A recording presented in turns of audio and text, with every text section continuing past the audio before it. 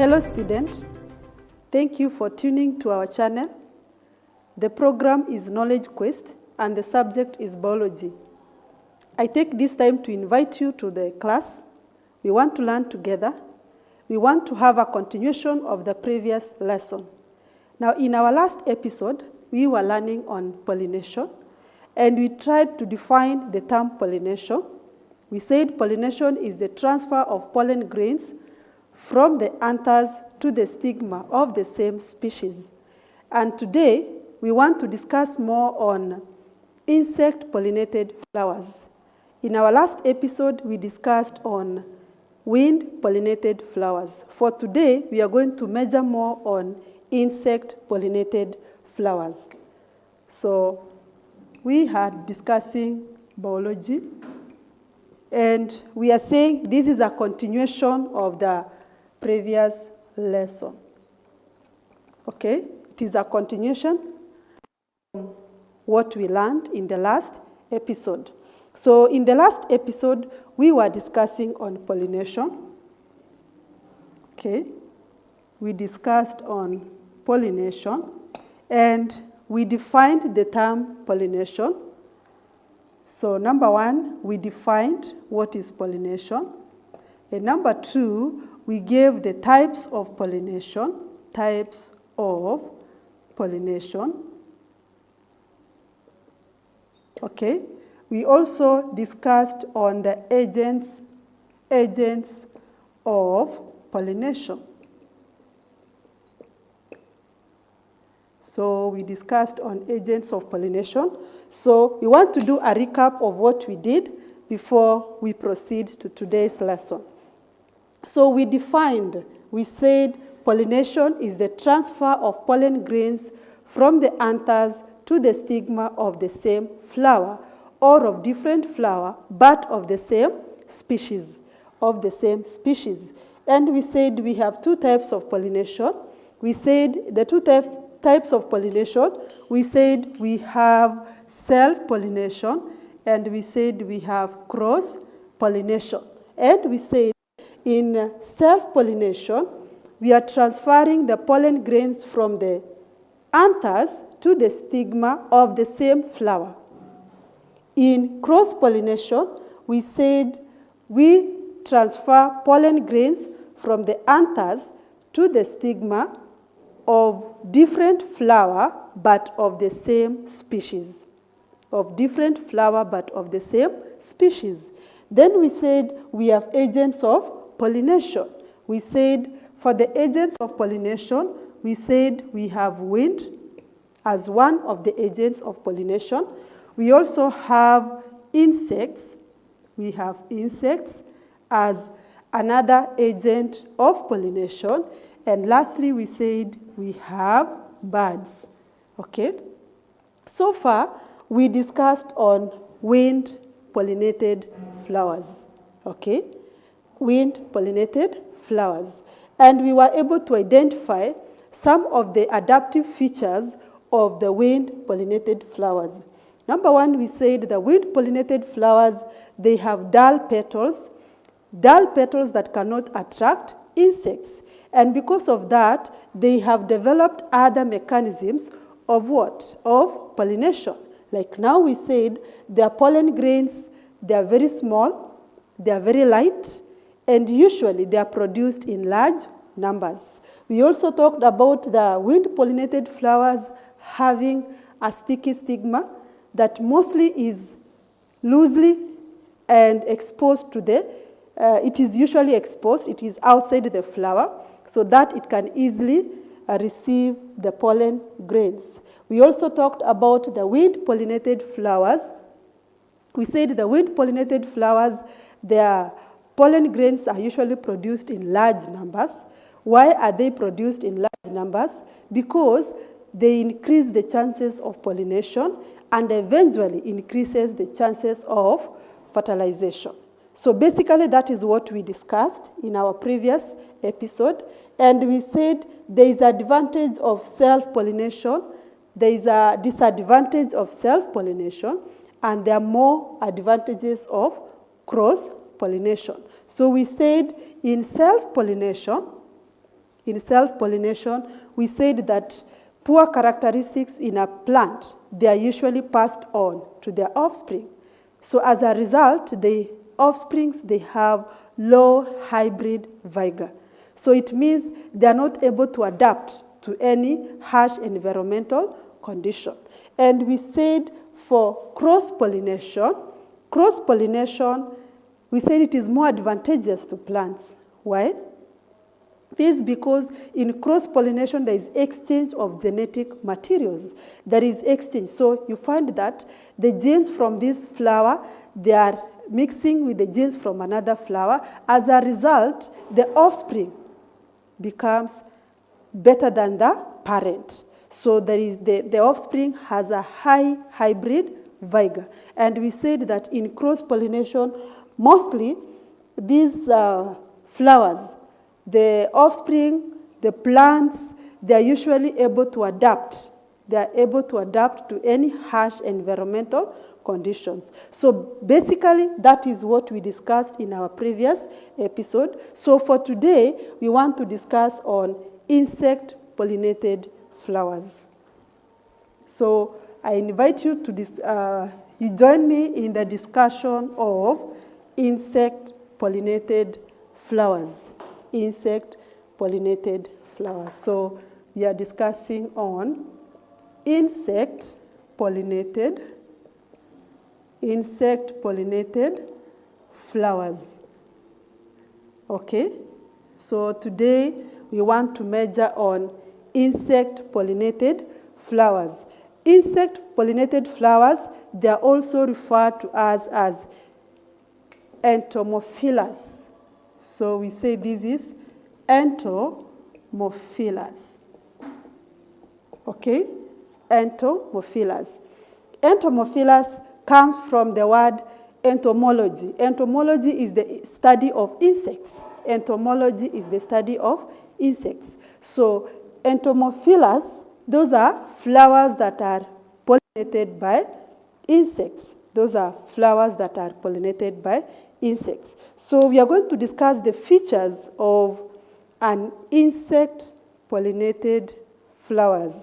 And with me, I have a flower. And we are going to identify various parts of this flower and how they are adapted to the pollination. Now, number one, it is good that we remind ourselves on the parts of a flower. Remember we said a flower consists of the petals. These are the petals, okay? We said a flower consists of the sepals. These that look green, these green ones, we call them the sepals or the calyx. Then, of course, for this flower, it also has another extra part that we call the epicalyx. So, being a flower that is pollinated by insect, we are going to measure on the parts of that flower and how they are adapted for insect pollination. Now, to start with, if I talk about the petals, what can you note about these petals? Is there anything that you can see about these petals? This is a flower from a given plant. I also have another flower from a different plant. This flower also has the what? The petals. So I don't know. Are you able to distinguish or to note something unique with the petals? These are petals of a flower from a given plant. These are also petals of flower from a different plant. So what you can realize is that the petals, they are colored. The petals are colored. Like now, these petals are yellow in color. These petals are red in color, okay? So that means when the petals are colored, the reason behind color is to attract insects. Remember, we are discussing on insect-pollinated flowers. So if you see a flower that is colored, if you see a flower that has petals that are colored, what do you say? You'll say that flower is pollinated by insects. So you want to see the features, and probably the function of those features. Now, to start with, let me start with the petals. So I'll say the petals are colored. Okay? Petals are colored. Then we ask ourselves, because we are discussing on adaptation. When you talk about adaptation, you tell us the special feature and you give us the reason, the function, why that special feature. We have said the petals are colored so as to attract insects. To attract insects. Okay? Petals are colored so that to attract insects. Remember, an insect-pollinated flower, if it has to be pollinated by insects, then it means those insects must be attracted to that flower. And basically, what makes them being attracted, apart from this color, you realize that the insect-pollinated flowers, they produce nectar. So they have nectaries that produce nectar. So they have nectaries. Okay? And these nectaries, they produce nectar, okay, that attract insects. Okay? Those nectaries, they attract insects. Now, most of these flowers, they have nectar guides that direct the insect to the what? To the nectar. Now, that is another feature that we can see in flowers that are pollinated by insects. Now, when we move, we continue, we realize that if you talk about the stigma, remember we said the stigma usually produces a sticky substance. Remember in our last episode we said the function of the stigma is to receive the pollen grains. The function of the stigma is to receive the pollen grains. So you realize that this is the stigma. So if you are very keen, this is the stigma. And if you compare the position of this stigma to the anthers, you see, the stigma we say is above the anthers. That is a mechanism of preventing self-pollination. When the stigma is above the anthers, we say that is a mechanism that these flowers develop so as to prevent self-pollination. So if you take this stigma, you realize that the stigma, they are usually very sticky. So they produce a sticky substance. The stigma produces a sticky substance.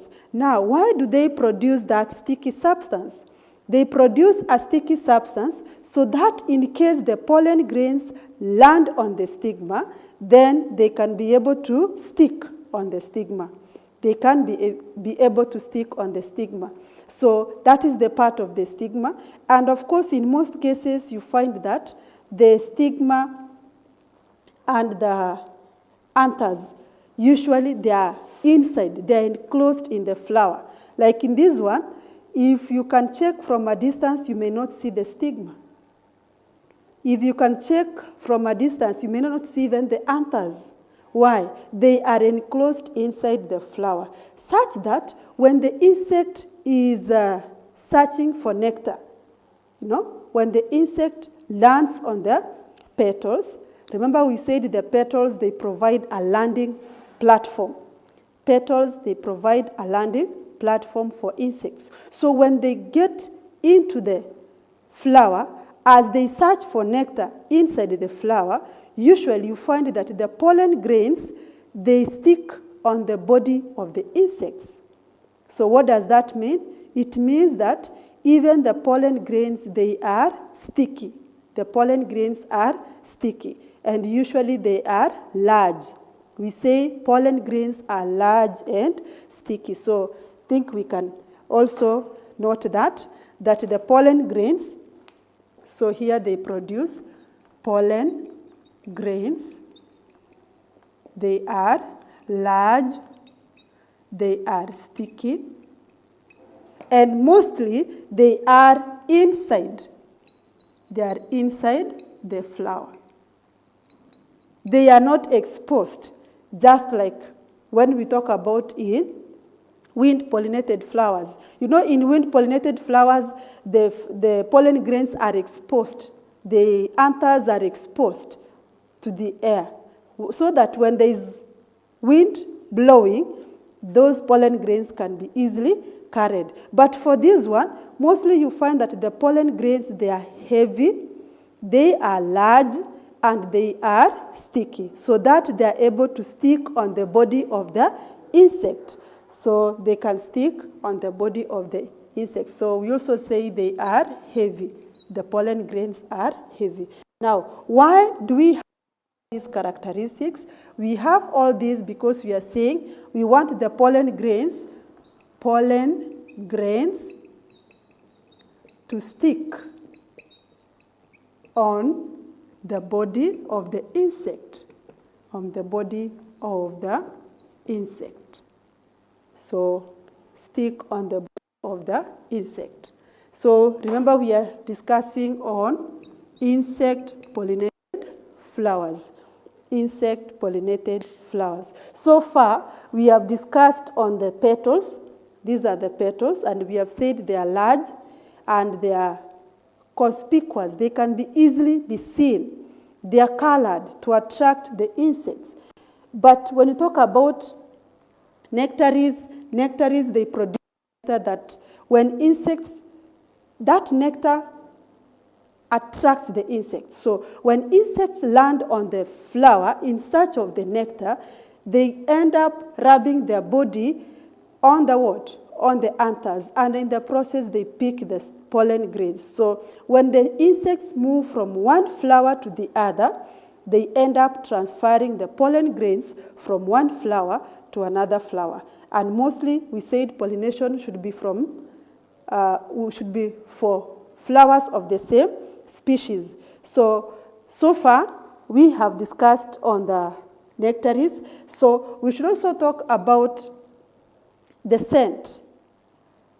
Because of these flowers producing scent, because of these flowers producing the nectar, you find that these flowers are scented. We say the flowers, they are scented. So, of course, anything that is smelling nice will always attract. So that is the same principle that applies. So when they produce that scent is able to attract the insect. So we say they are scented so as to attract. So they are scented to attract the insects. They are scented to attract insects. Okay, so basically those are some of the adaptive features of an insect-pollinated flowers. We are going for a short break. Stay tuned. We'll be back shortly.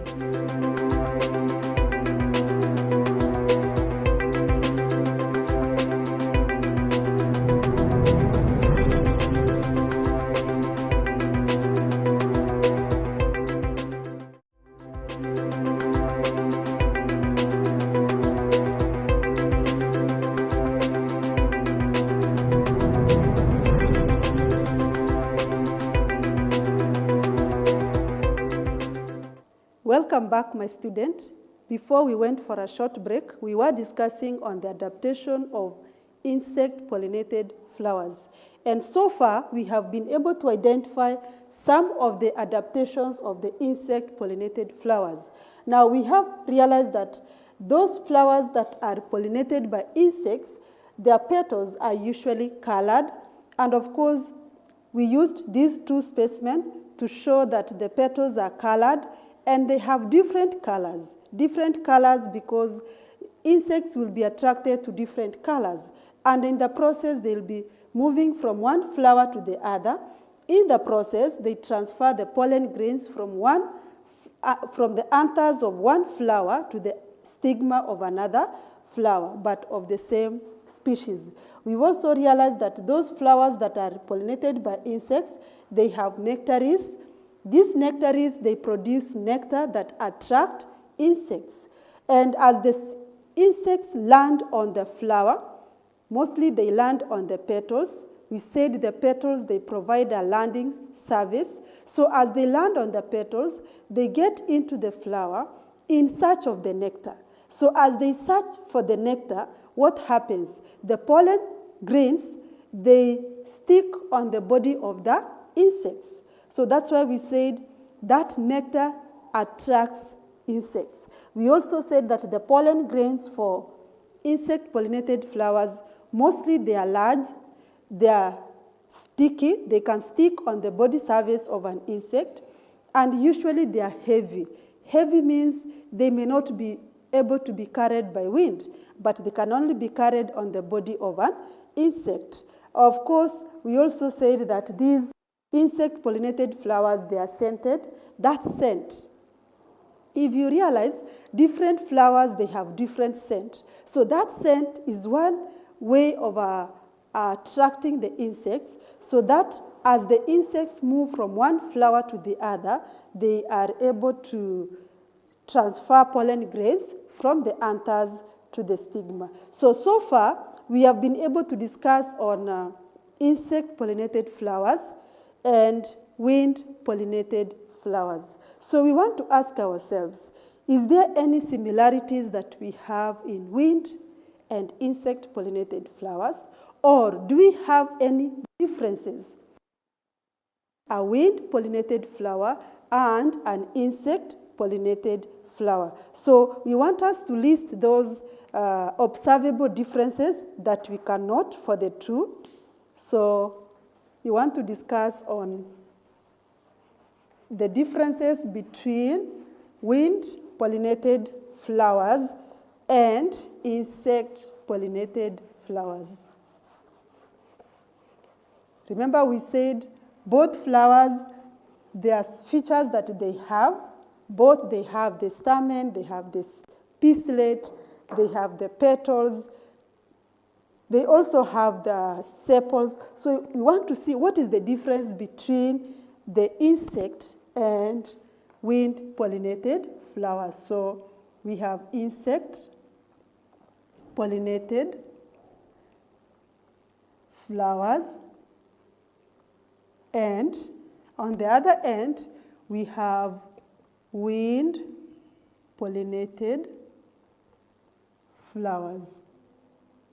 So we want to see if we can have any differences between the two, any difference between the two. So we want to say insect-pollinated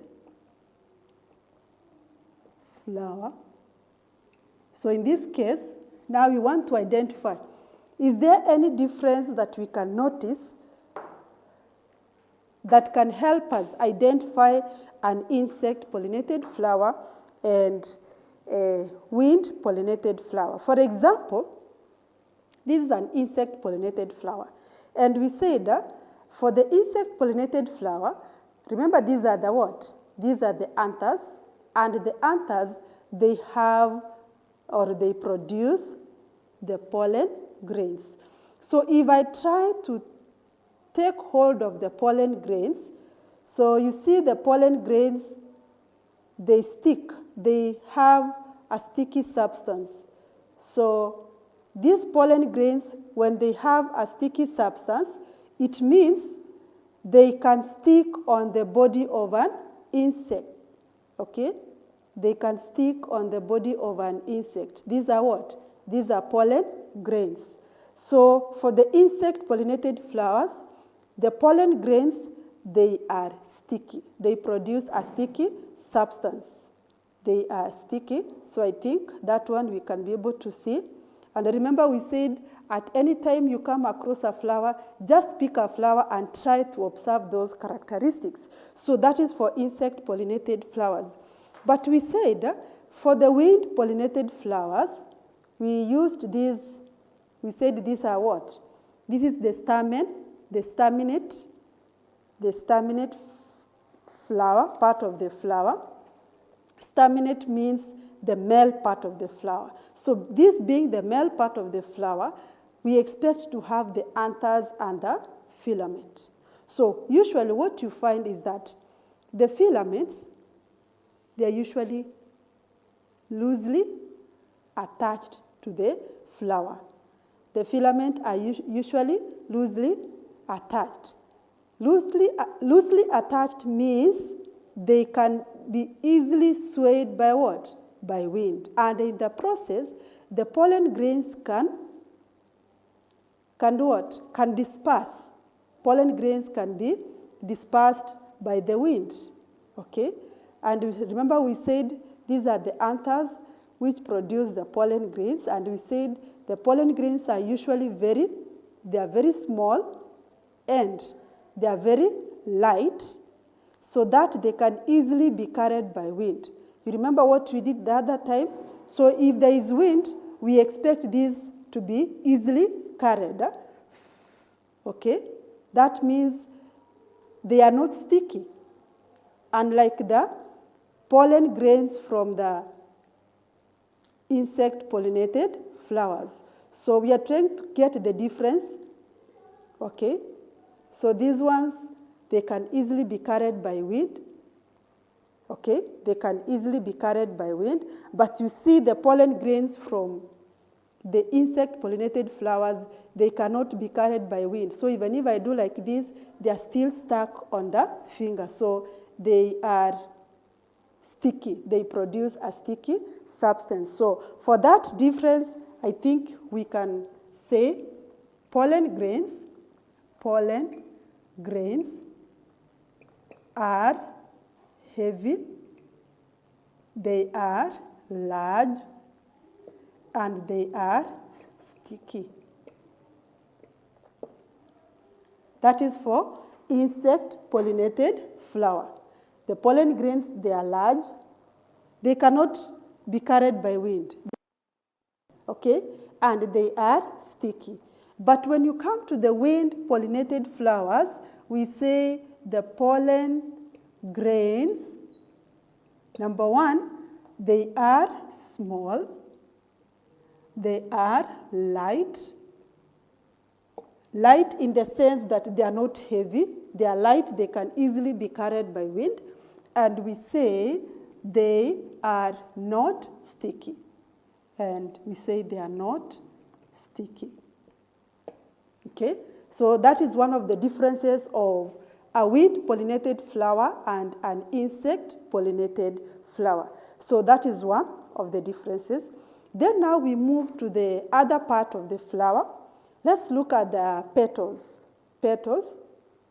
So if I look at these two, if you are given a chance to choose what is attractive to you, which one do you think you could choose?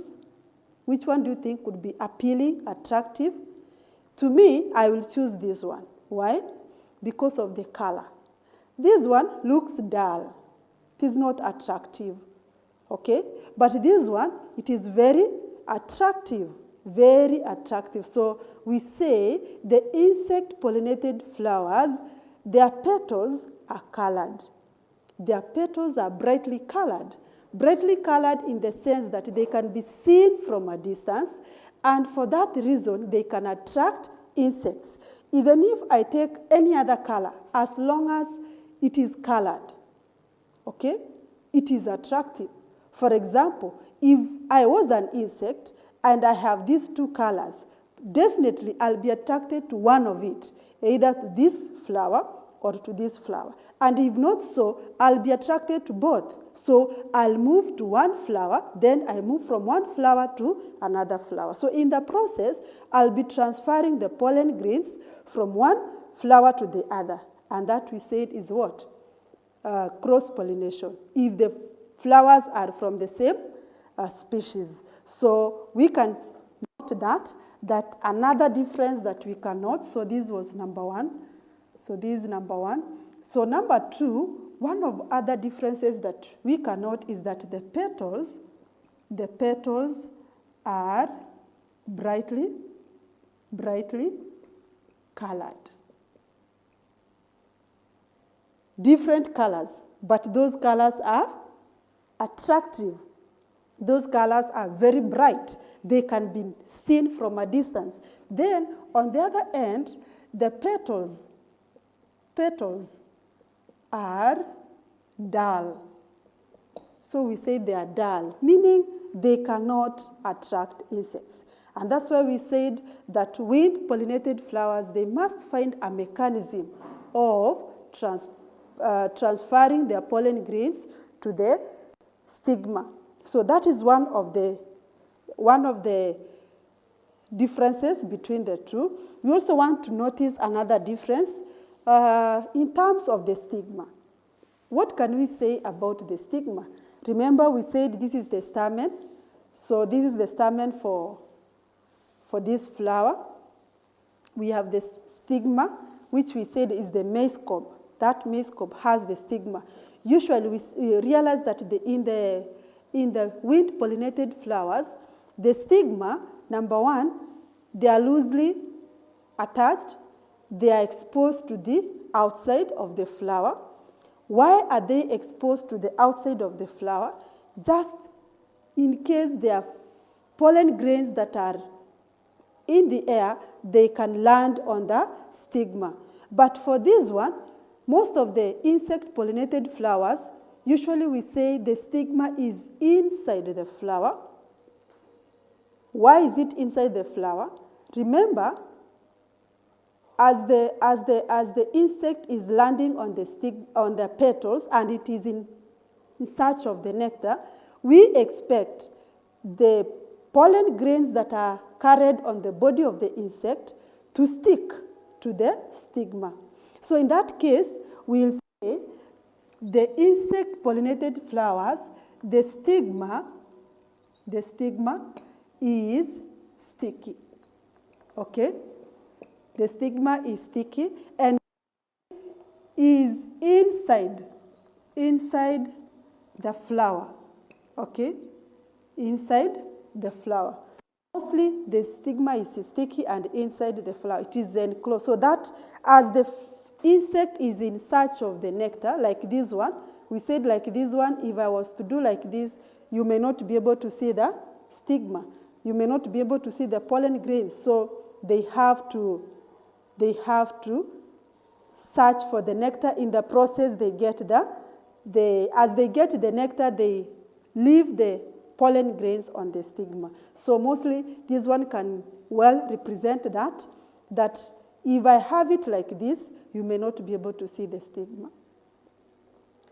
Now, next we talk about, of course, this one we have said the stigma. Number 3, the stigma is also sticky, but it hangs outside. It hangs outside the flower. Why does it hang outside the flower? Remember we said as the pollen grains are carried by wind, they will land on the stigma. But always the stigma is sticky. Always the stigma is sticky. Now, the next part I want us to look at is, because we have looked at the petals, we have looked at the stigma, I want us to look at the anthers. Anthers. What unique differences can we see on the anthers of these two flowers? Now, for this one, where do you think we should have the anthers for insect-pollinated flowers? If this is an insect-pollinated flower, where do we find the anthers? Do we find them outside the flower, or do we find them inside the flower? Mostly, the anthers are inside the flower. Remember, we said an insect-pollinated flower, the insect gets into the flower in search of nectar. So in the process, there is the pollen grains which are sticky, they stick on the body of what? Of an insect. So mostly we find that the anthers are inside the flower. But for this one, if you are very keen, the anthers are exposed. Okay? Anthers are exposed. Why are they exposed? And if you check, if you compare the anthers and the pollen grains that are produced by this flower, they are totally different. The number is different. For example, look at the number here. These are the pollen grains, and look at the number here. Usually we say this one, the pollen grains they are many. They are produced in large numbers. And of course, they are small, and they are easily carried by wind. So for the anthers, in this case now, we expect the anthers to be outside the flower. Why are they outside the flower? Just in case there is wind, then the filament, we said the filament is loosely attached to the flower so that the filament can easily be swayed. In the process, the pollen grains will be carried by wind. So in this case, we are saying in an insect-pollinated flowers, the anthers are inside the flower, okay? But on the other end, the anthers are outside the flower, okay? Then, on the same, you realize that the filament is firmly attached. The filament is firmly attached to the flower. Remember, as the insect is getting into the flower, it is rubbing its body on the surface of the flower, and it is getting into the flower. So we expect the filament that is holding the pollen grains to be firmly attached to the flower. But on the other end, we realize that the filament, we say the filament is loosely attached to the flower.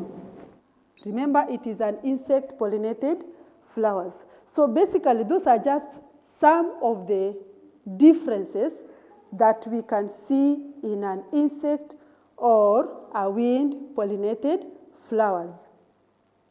So if you have any question or anything that you need clarification, you can always send us the question through the number that you see on the screen. Feel free to share with us and ask the questions. Interact with us in our platform. The numbers are on the screen. Now, what have we been discussing? We have been discussing about flowers that are pollinated by wind, flowers that are pollinated by insects. And we said it is not only insect-pollinated flowers that exist. We also have flowers that are pollinated by birds. We have flowers that are pollinated by birds, okay? Like now the sunflower. Now, those that are pollinated by birds, they also have similar adaptations just like for the insects. Because for the birds, what do? They are attracted by the color. So those flowers are scented. Those flowers are brightly colored. The petals are brightly colored. So basically, when we talk about pollination, remember, pollination is very essential in plants. Remember we said for a plant is differentiated into the stem, the leaves, the flowers, and even the roots. So far, we have discussed about the flowers, and we have realized that a flower is a very important organ in a plant. A flower is a reproductive organ in a plant.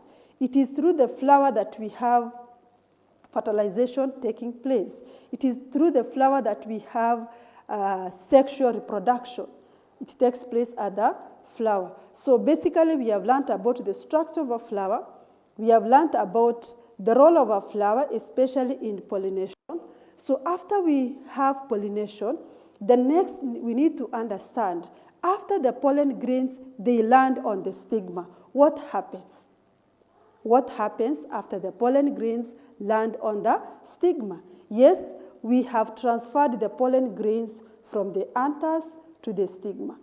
Why? Why should we transfer the pollen grains from the anthers to the stigma? So in our next episode, we'll be discussing on now fertilization process. How does fertilization take place? Once the pollen grains have landed on the stigma, what next? What next?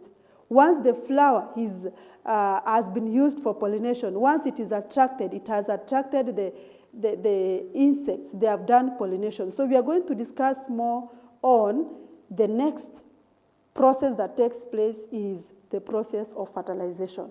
So basically, we have said that the insect-pollinated flowers, their pollen grains, they are large, they are heavy, and usually they are very sticky.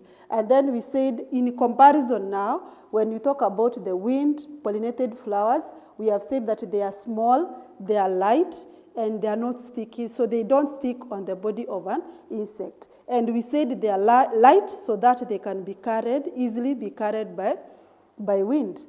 Then we said the petals. If you realize for the insect-pollinated flowers, we said the petals are brightly colored. And the petals, we said here, the petals are usually large and they are conspicuous. They can easily be seen from a distance. But when you talk about the wind-pollinated flowers, in wind-pollinated flowers, we said the petals are very dull. Mostly the petals are very small, and usually they are inconspicuous. Those petals are inconspicuous.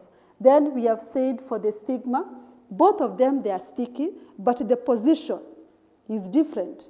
For insect, the stigma is usually inside the flower, but for the wind-pollinated flowers, the stigma is outside the flower. Then we said the anthers produce pollen grains, and these anthers, usually they are inside for the insect-pollinated flowers. And we said for the pollen grains of the anthers from the wind-pollinated flowers, they are light. But something else that you need to remember is that for wind-pollinated flowers, they produce pollen grains in large numbers. And we said they produce in large numbers because they have to increase the chances of pollination.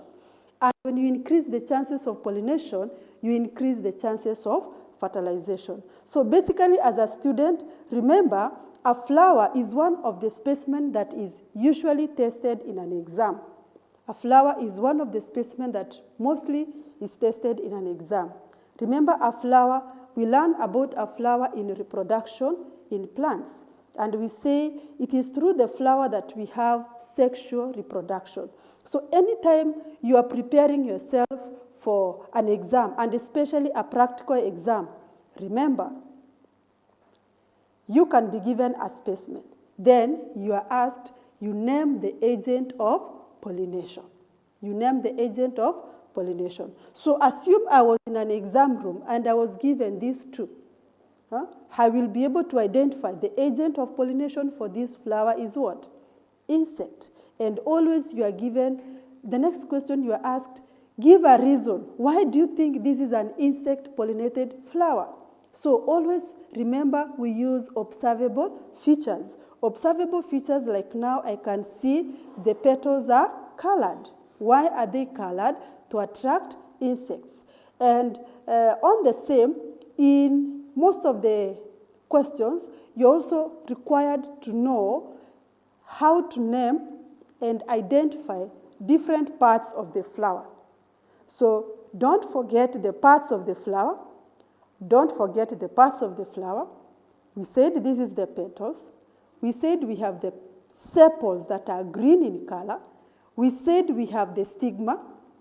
We said we have the anthers that produce the pollen grains and the stigma that receives the pollen grains. So don't forget, anytime you see a flower, those are some of the questions that you expect. And you must know how to draw the male part of the flower and the female part of the flower. Up to that end, we have learned more about the flower. And if you have any question, you are free to send us the question through the number on your screen and interact with us in our social platforms, in our Facebook, in our Twitter. Just feel free to interact with us. Until the next episode, see you then.